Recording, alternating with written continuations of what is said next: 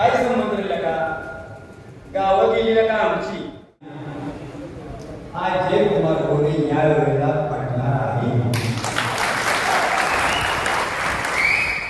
कारण जेवण सुद्धा साठवत नाही, जेवण सुद्धा साठवत नाही.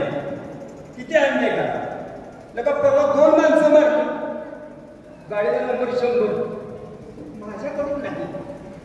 मला काही माहित नाही, तू लंडनला होता, तुम्ही तेच दाखवत होता. लका 2 गरीबाची मुलं मिली, त्याचं काय झालं असेल. तुम्ही यशवंतरावजी चव्हाणांना मोठं केलं, देशाच्या सातारा जिल्ह्याचं वैभव होतं, पण आपल्याला ती हरण्याच्या निमित्त विकास जिंकायचा असेल तर काही इतर पक्षाचे लोक असतील, पण त्याला बदल घडवायचा आहे.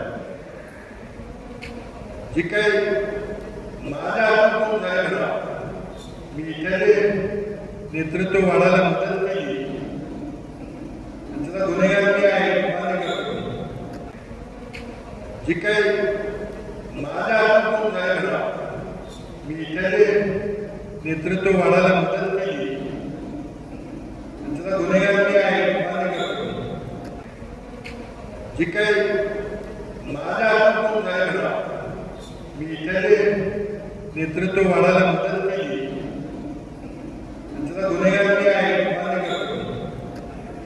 त्याच्या जर दुरुस्ती जर करायची असेल तर काय करायचं. आम्ही रणजितला विचारलं, इतर कार्यकर्त्यांना विचारलं. हा प्रस्ताव हा मान खटावच्या काँग्रेस कार्यकर्त्यांच्याकडून आला, आम्ही लावला नाही. पंडित जवाहरलाल नेहरू आणि यशवंतराव चव्हाणांच्या रूपाने जो प्रतापगडला जो पुतळा 67 वर्ष त्या पुतळ्याला काही झाला, त्यावेळी विचारसरणी काँग्रेस विचाराने तो पुतळा जाणीवपूर्वक केला गेला. परंतु या ठिकाणी मोदी साहेबांना आणि ह्या भाजपच्या लोकांनी जे नियोजन केलं काय नाही, त्या ठिकाणी खऱ्या अर्थाचा हा महाराष्ट्राचा आराध्य दैवत छत्रपती शिवाजी महाराजांचा जो पुतळा त्या ठिकाणी पडला, हा महाराष्ट्रातील तमाम जनतेचा, तमाम कार्यकर्त्यांचा